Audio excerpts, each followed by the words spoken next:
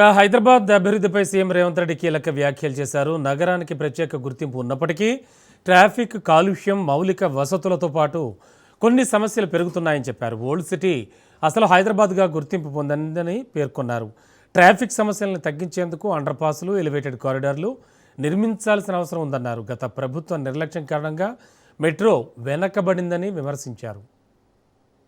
Lakes and rock city అని ఒక ప్రత్యేకమైన గుర్తింపే కాకుండా కులీ కుతుబ్ షాయిలు, నిజాంలు, ఆ తర్వాత వచ్చిన ప్రభుత్వాలు ఈ నగరాన్ని నిర్మించి విస్తరించి ఒక చారిత్రాత్మకమైన నగరంగా హైదరాబాద్ను తీర్చిదిద్దారు. మీరు ఏ ప్రాంతానికైనా వెళ్ళండి, అది ఓల్డ్ సిటీ అని మనం చర్చించుకుంటున్నాం, కానీ అది ఒరిజినల్ సిటీ. మీకు చార్మినార్ కానీ, ఏక్మినార్ కానీ, గుల్జారా హౌస్ కానీ, ఈ విధంగా ఫలక్నామా ప్యాలెస్ కానీ, ఇట్లా చెప్పుకుంటూ వెళ్తే ప్రతి ఏరియాలో కులీ కుతుబ్ షాయి టూమ్స్ నుంచి తారామతి, బారాదరి వరకు ఎక్కడ చూసినా ఒక చారిత్రాత్మకమైన కట్టడాలు ఉన్నాయి.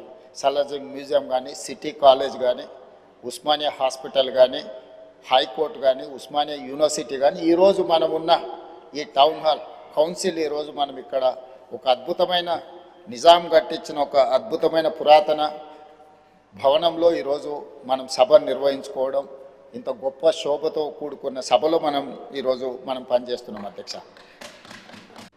చాలామంది పెద్ద పెద్ద ఉద్యోగాలు చేసి ఆర్థికంగా ఒక్కొక్క కుటుంబం 2, 3, 4 కార్లు కొనుక్కునే పరిస్థితి వచ్చింది.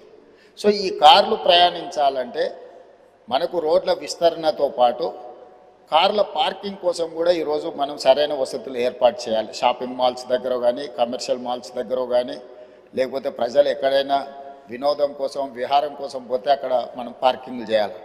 వీటిని దృష్టిలో పెట్టుకొని గతంలోనే మనం మెట్రోను విస్తరించుకోవడం జరిగింది, ఎంఎంటీఎస్ రైలును విస్తరించుకోవడం జరిగింది, బస్ డిపోలను సిటీ అవుట్స్కట్స్కి తరలించడం జరిగింది, రైల్వే స్టేషన్లను ఈరోజు మనం మార్చుకొని అభివృద్ధి చేసుకొని ఈరోజు వివిధ ప్రాంతాలకు మనం చెర్లపల్లి ప్రాంతానికి కూడా కొత్త కొత్త రైల్వే స్టేషన్లు ప్రతిపాదనలు తెచ్చి పూర్తి చేసుకోవడం జరుగుతుంది అధ్యక్ష. రవాణాలో రోడ్లు కానీ, అదే